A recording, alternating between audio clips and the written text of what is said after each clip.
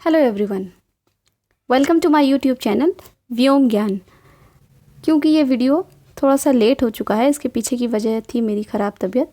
आज हम लोग पढ़ेंगे बौद्ध धर्म का पार्ट 1 मैंने इससे पहले आप लोगों को पढ़ा दिया है और उस वीडियो का लिंक आपको डिस्क्रिप्शन बॉक्स में मिल जाएगा।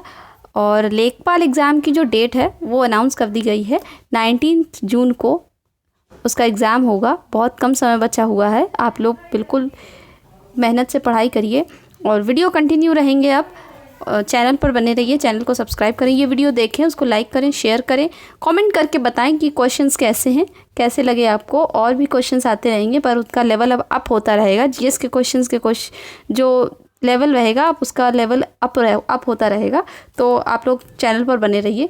तो चलिए देखते हैं पहला क्वेश्चन क्या है। गौतम बुद्ध ने किस वृक्ष के नीचे ज्ञान प्राप्त किया था? ये वृक्ष लिखा है, टाइपिंग एरर, के नीचे ज्ञान प्राप्त किया था। ठीक है, तो इसका जो राइट आंसर है वो है अश्वत्थ वृक्ष के नीचे। अश्वत्थ वृक्ष के नीचे गौतम बुद्ध को वैशाख पूर्णिमा के दिन ज्ञान प्राप्त हुआ था। और जब ज्ञान प्राप्त हुआ तो जो स्थान था वो बोध गया कहलाया। जिस स्थान पर उनको ज्ञान प्राप्त हुआ वो बोध गया कहलाया।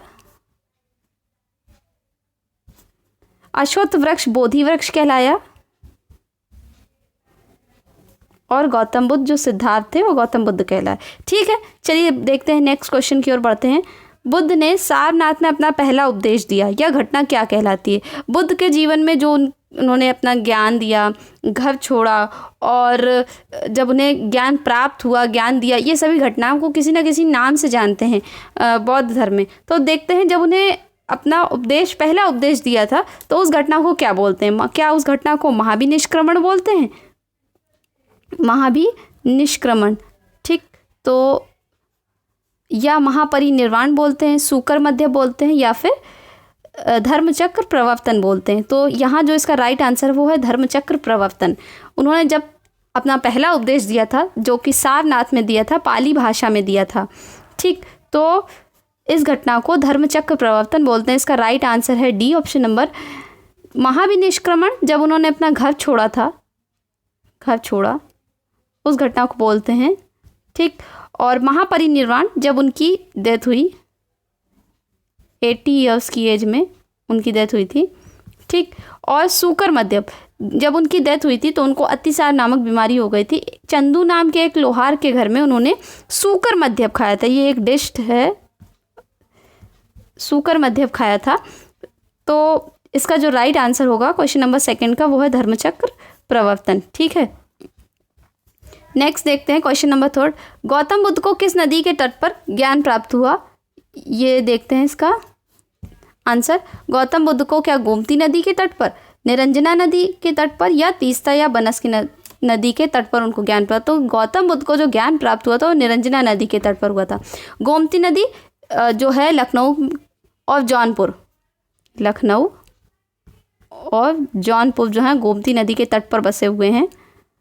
ज्योग्राफी में पूछे जाते हैं कौन सा शहर किस नदी के तट पर बसा हुआ है। ठीक है, तो जो गौतम बुद्ध को निरंजना नदी के तट पर उनको ज्ञान प्राप्त हुआ था और उस स्थान का नाम था उरुवेला, आप उसको बोध गया बोलते हैं। ठीक है, चलिए नेक्स्ट क्वेश्चन देखते हैं, क्वेश्चन नंबर 4।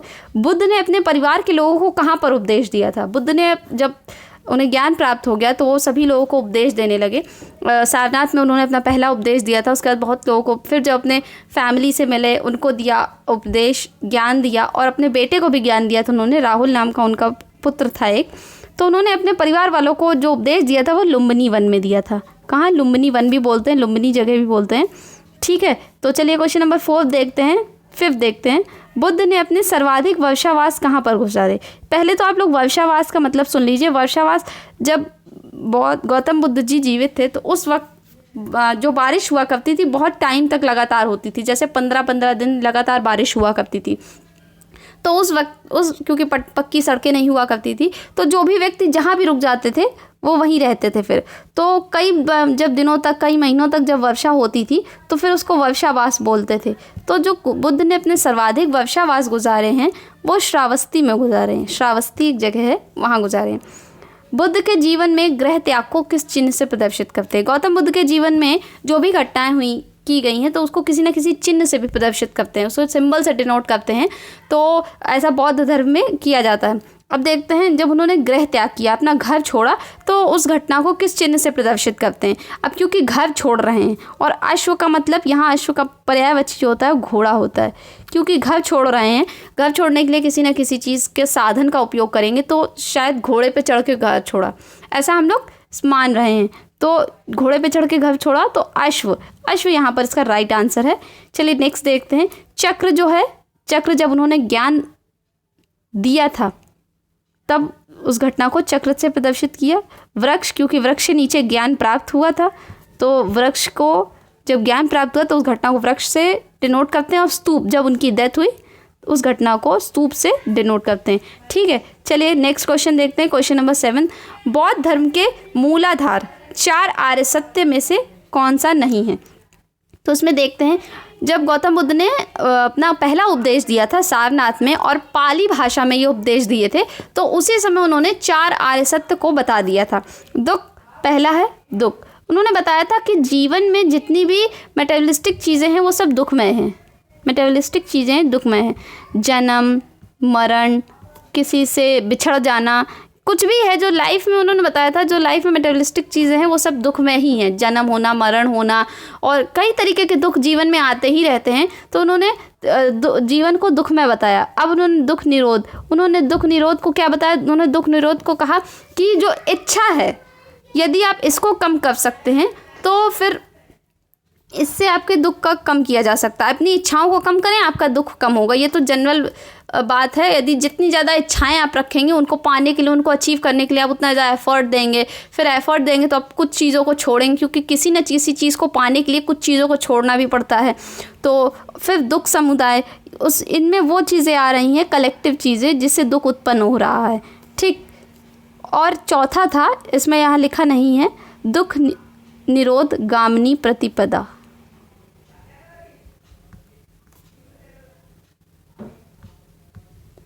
ये वो, इसमें वो बताया था गौतम बुद्ध जी ने कि इच्छाओं को कम करने के तरीके, कैसे आप इच्छाओं का उन्मूलन कर सके, कैसे आप इच्छाओं को कम कर सकते हैं अपनी, ये बताया था। और ये इसको बताने के लिए उन्होंने कुछ अष्टांगिक मार्ग बताए हुए थे। तो ये भी कहीं ना कहीं चतुर्थ आर्य सत्य से यानी 4th आर्य सत्य से ही रिलेटेड है।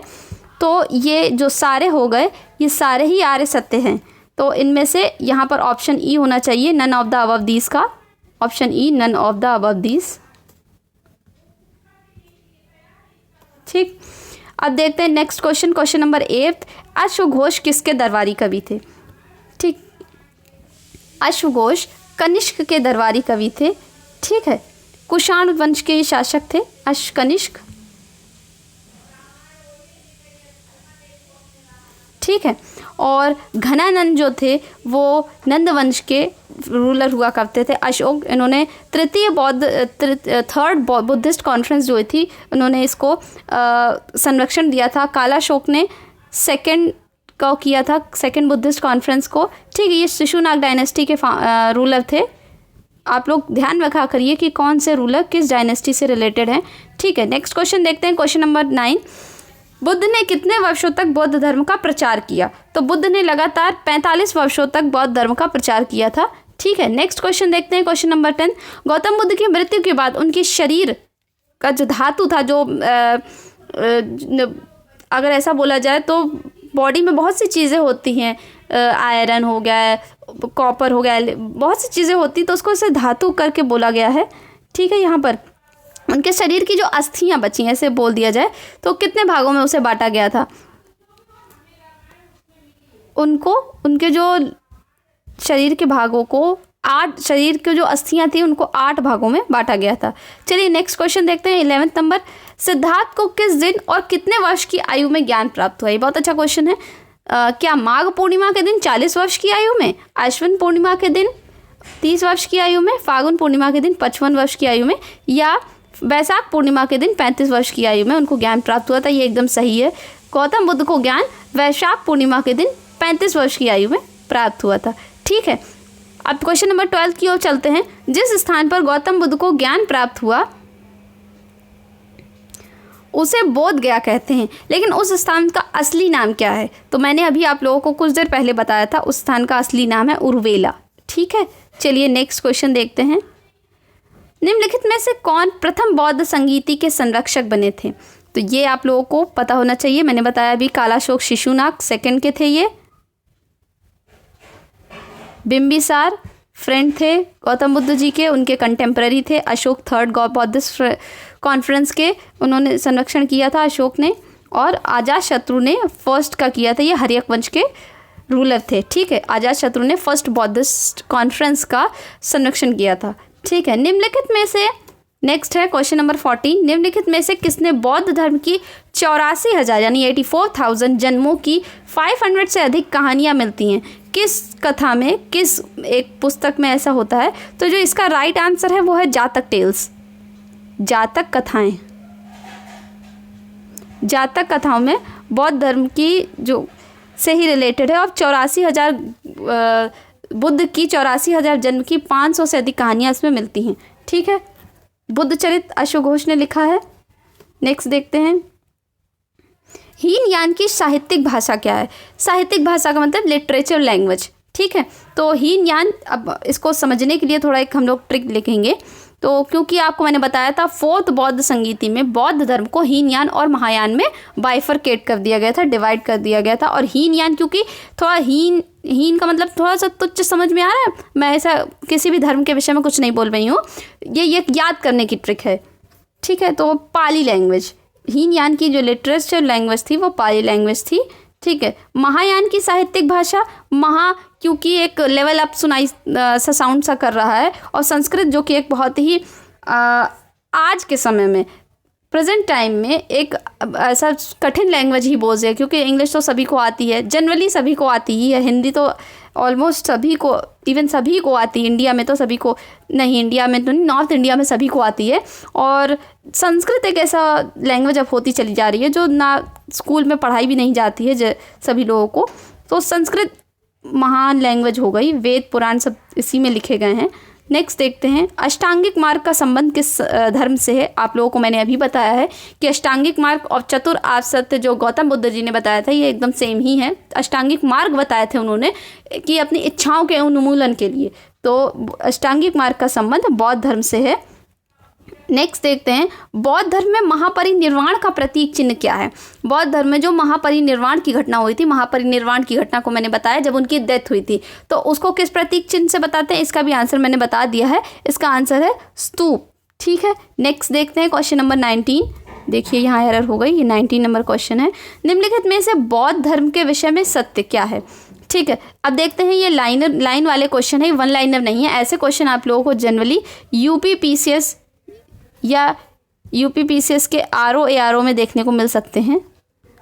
तो मैं बता रही हूँ कि अब क्वेश्चंस के लेवल बढ़ेंगे। आप लोग, क्योंकि तबीयत मेरी थोड़ी नहीं ठीक थी इसलिए वीडियो कंटिन्यू नहीं हो पाए, अब वीडियो कंटिन्यू रहेंगे इंग्लिश के भी, और लेखपाल की सीरीज़ चालू की जाएगी। ठीक है, तो आप लोग लगातार चैनल पर बने रहिए। निम्नलिखित में से बौद्ध धर्म के विषय में क्या सत्य है? बौद्ध धर्म के अनुसार मनुष्य अपने कर्म का फल भोगता है। ठीक कह रहे हैं ये यहाँ पर। बौद्ध धर्म पुनर्जन्म में विश्वास रखता है, ये भी ठीक बोल रहे हैं। बौद्ध धर्म आत्मा में विश्वास करता है, बिल्कुल नहीं, बौद्ध धर्म आत्मा में विश्वास बिल्कुल नहीं करता है। बौद्ध धर्म अंतःशुद्धि यानी इनर प्योरिफिकेशन पर विशेष बल देता है, बिल्कुल सही। यानी कि ये तीनों बातें यहाँ पर सही हैं, और यहाँ पर होना चाहिए कौन सा सत्य नहीं है, यहाँ पर होना चाहिए सत्य नहीं है। यहाँ क्वेश्चन टाइप करने में थोड़ी गड़बड़ हो गई है, तो यहाँ पर जो सत्य नहीं है वो है बौद्ध धर्म आत्मा में विश्वास करता है, जबकि बौद्ध धर्म आत्मा में विश्वास नहीं करता है, वो पुनर्जन्म में विश्वास करता है। ठीक है, नेक्स्ट क्वेश्चन देखते हैं। 20 नंबर क्वेश्चन ये हुआ, निम्नलिखित में से कौन बुद्ध के प्रिय शिष्यों में से एक नहीं है? यहाँ भी मुझे एरर ही समझ में आ रही है। निम्नलिखित में से कौन बुद्ध के प्रिय शिष्यों में से हैं? तो यहाँ पर जो गौतम बुद्ध के जो प्रिय शिष्य थे वो थे सारिपुत्र, ठीक है, और जो मोदग्लायन जी हैं, सारिपुत्र और मोदग्लायन जी, जो सांची स्तूप जो बना हुआ है वहाँ पर इन दोनों की अस्थियों को भी सुरक्षित करके रखा गया है। ठीक है, ये बात थोड़ी अलग से मैंने बताई है, और उनके जो प्रिय शिष्य थे वो थे सारिपुत्र। ठीक है, नेक्स्ट क्वेश्चन देखते हैं। बौद्ध धर्म का संगठन, बौद्ध संघ, जो बौद्ध ग्रुप मैंने आप लोगों को बताया हो, उसको कंपोजिशन किस तरीके का था, कॉम्पोजिशन किस तरीके का था? तो वो जो कॉम्पोजिशन था वो गणतांत्रिक था, रिपब्लिक। ठीक है, नेक्स्ट देखते हैं बुद्ध संघ का प्रमुख क्या कहलाता है। बुद्ध संघ में जो चीफ होता था, बौद्धिस्ट ग्रुप में जो चीफ होता था, उसको किस नाम से बोलते थे? उसको जो हिंदी नाम जो भी मैं बताऊंगी, हिंदी में जो बोलते थे उसको इंग्लिश में भी बोलते थे। जहाँ बाइलिंगुअल वाले, जो वैसे तो मैं बाइलिंगुअल ही पढ़ाने की कोशिश करती हूँ, बोलकर टाइप तो मैं हिंदी में करती हूँ, लेकिन यहाँ पर जो इंग्लिश में जो अलग से वर्ड्स होते हैं मैं उन्हें बता देती हूँ। तो जो यहाँ पर बौद्ध संघ का जो चीफ होते थे, जो प्रमुख होते थे, उन्हें विनयधर बोलते थे। और इस तरीके से नेक्स्ट क्वेश्चन की ओर बढ़ते हैं। निम्नलिखित में से बुद्ध संघ के विषय में क्या सत्य है? तो चलिए ये भी देख लेते हैं, बुद्ध संघ के विषय में क्या सत्य है। बुद्ध संघ की सदस्यता सभी जातियों के लिए सुलभ नहीं थी। यानी कि ये लाइन बोली जा रही है कि बुद्ध धर्म में जो सदस्यता थी दी जाती थी बुद्ध संघ के लिए, यानी आप बुद्ध संघ में यदि ज्वाइन करना चाहते हैं, बुद्ध ग्रुप में आप ज्वाइन करना चाहते हैं, तो क्या हिंदू धर्म की जो हिंदू धर्म में क्योंकि जाति सिस्टम, कास्ट सिस्टम प्रिवेल्ड होता था, तो होता है ना कि होता था, अभी भी होता है, तो क्या हिंदू धर्म के सभी जातियों के लोग बुद्ध धर्म में नहीं आ सकते थे? ऐसा यहाँ बोला जा रहा है। तो ये बात तो सरासर गलत है। बुद्ध धर्म, वो जो बुद्ध संघ की सदस्यता हिंदू धर्म के या किसी भी धर्म के सभी जाति के लोग ले सकते थे। और चोर, डाकू और हत्यारों का प्रवेश वर्जित था। वर्जित मतलब प्रोहिबिटेड। ये बात बिल्कुल सही है। ये तो कॉमन सेंस वाली बात हो रही है। जो चोर, डाकू, हत्यारे होंगे वो कैसे यहाँ पर शामिल हो सकते हैं? इसका एक एक्सेप्शंस है, एक्सेप्शनल है अंगुलीमाल। अंगुलीमाल जी को, वो एक डाकू थे, उनको गौतम बुद्ध जी ने ज्ञान दिया, जिसके बाद वो सुधर गए, अपना रास्ता चेंज किया, डाकू, चोर डकैती फिर वो नहीं करते थे और बुद्ध संघ में शामिल भी हुए। प्रवेश के लिए जो एज होती थी वो कम से कम 15 वर्ष होनी चाहिए थी, ये भी बिल्कुल ठीक है। और माता पिता की आज्ञा के बिना संघ में प्रवेश नहीं दिया जाता था, बिल्कुल सही बात है ये भी। तो इस तरीके से ये यहाँ पर कौन सा गलत हुआ? पहला वाला गलत हुआ। यहाँ भी नहीं है, कौन सा सत्य नहीं है? तो इस तरीके से पहला वाला सत्य नहीं है यहाँ पर। और चलिए बढ़ते हैं। तो इस तरीके से देखिए, ये बुद्ध संघ के कुछ इंपॉर्टेंट क्वेश्चंस मैंने आप लोगों को कराए, जो मैंने आप लोगों को बीच बीच में बातें बताई, आई होप आप लोगों को समझ में आई होंगी। नेक्स्ट टॉपिक रहेगा जैन धर्म के ऊपर, और आप लोग चैनल पर बने रहें। इस वीडियो को शेयर करें, ज़्यादा से ज़्यादा अपने फ्रेंड्स के बीच शेयर करें। कमेंट सेक्शन में बताएं कि आपको वीडियो कैसा लगा, क्वेश्चंस कैसे लगे, क्वेश्चन का लेवल कैसा लगा। कमेंट जरूर करते रहा करिए, मुझे अच्छा लगता है। चलिए तब तक के लिए बाय बाय।